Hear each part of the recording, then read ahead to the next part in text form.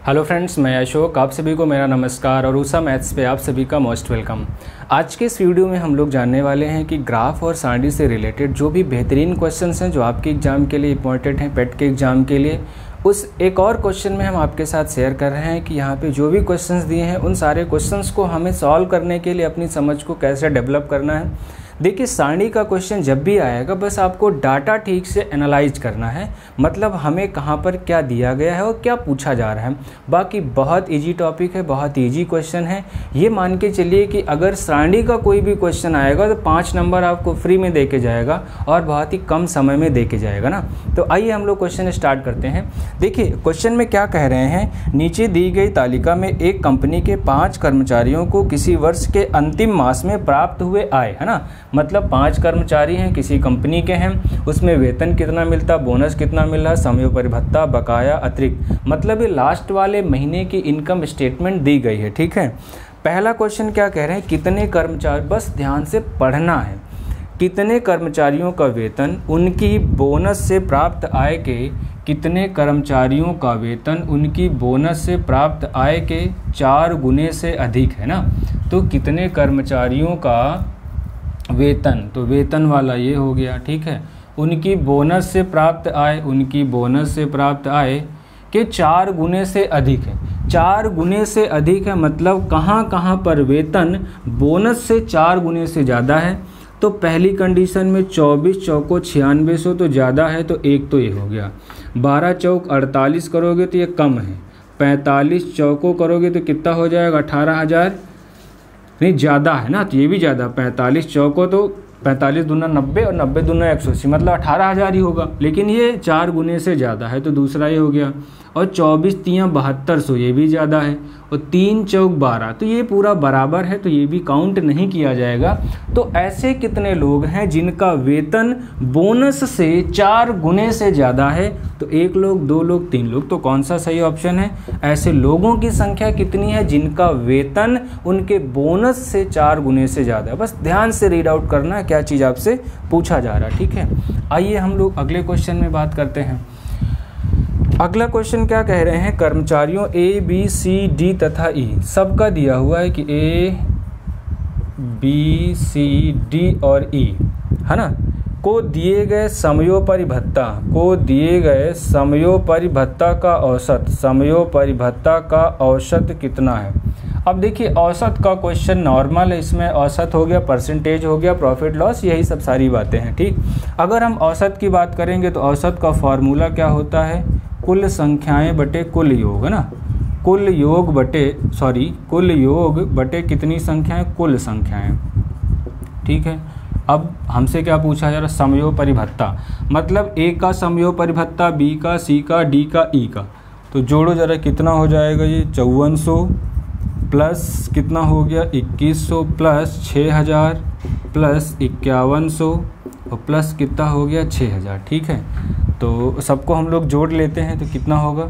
अब ध्यान से देखो, 2 जीरो यहाँ पे, 2 जीरो यहाँ पे, 2 जीरो यहाँ पे, 2 जीरो यहाँ पे, 2 जीरो यहाँ पे, तो टोटल लास्ट में कितने जीरो आ गए, 2। अब हमें सैकड़ा वाला 0 और 1 मिलके 1, 1 और 0 मिलके 1, फिर 2, फिर 2 और 4 मिलके कितना हो जाएगा, 6। ठीक है, फिर 6 5 11 और 6 मिलके 17, 2 19 और 5 कितना हो गया, 24,600 कुल हो गया।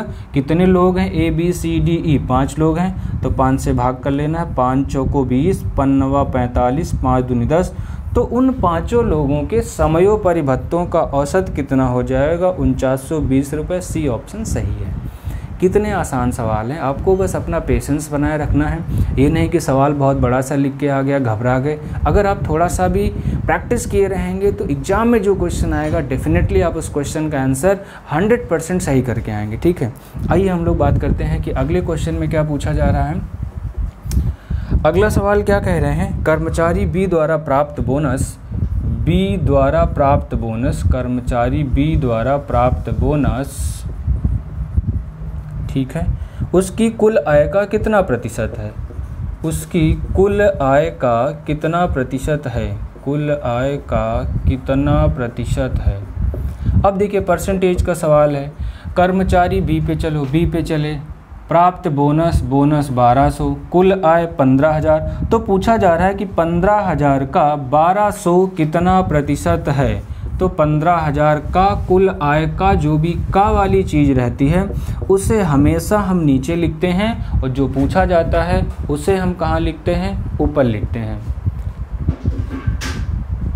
ठीक है, हाँ। परसेंटेज में बनाना है, 100 से गुणा करेंगे तो क्या हो जाएगा, 2 जीरो से 2 जीरो कट गए, 1 जीरो से यहाँ पे कट गया, और 15 अट्ठे 120। तो कितने प्रतिशत है, कर्मचारी बी द्वारा प्राप्त बोनस कुल आय का, कुल आय 15,000, बोनस 1200, कुल आय का कितना प्रतिशत है, 8%। तो डी ऑप्शन सही है। एक और क्वेश्चन इसमें है, वो भी क्वेश्चन हम लोग देखते हैं।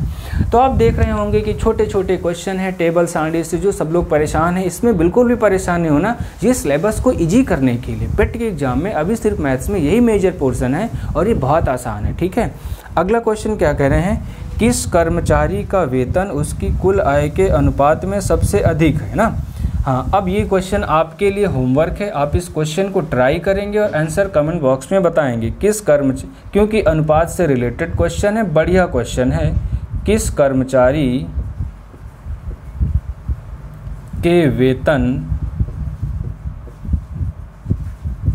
का उसकी कुल आय से अनुपात, कुल आय से अनुपात सबसे अधिक है।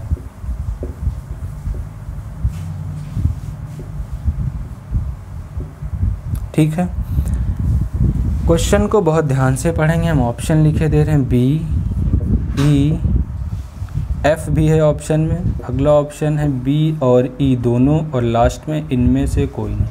सवाल मैं समझा देता हूँ, आंसर आपको बताना है कमेंट बॉक्स में, अगर आप वीडियो पूरा देखते हैं तो। और ये इंपॉर्टेंट टॉपिक्स हैं, अगर कंटेंट बढ़िया लगता है तो चैनल को दूसरे लोगों तक भी शेयर करें। ठीक है, ये आपसे मेरी एक विनती कह लीजिए, आपकी तरफ से मेरे लिए एक सपोर्ट कह लीजिए। ठीक है, तो इतना ज़रूर करते रहिए सभी लोग। अब देखिए क्या कह रहे हैं कि बी और ई है, और क्या पूछा जा रहा है, किस कर्मचारी के वेतन का उसकी कुल आय से, वेतन और कुल आय से अनुपात। पहला जैसे क्या हो जाएगा, 12:27 हो गया ए के लिए, है ना।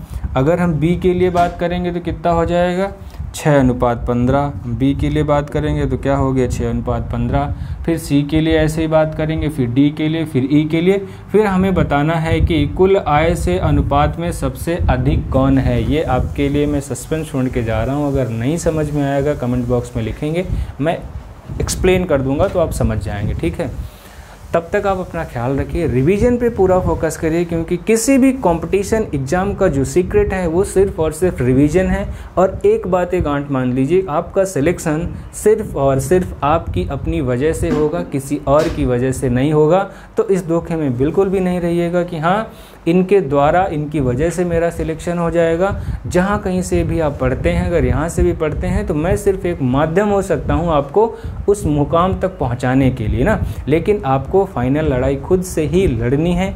इसीलिए समय रहते कमर कसिए और हिम्मत बनाए रखिए, पेशेंस बनाए रखिए। एग्ज़ाम के बहुत ही कम दिन बचे हुए हैं, तो उसके लिए आपको घबराने की ज़रूरत नहीं है। तो हम लोग मिलते हैं, तब तक आप अपना ख्याल रखिए। Wish you all the best, thank you.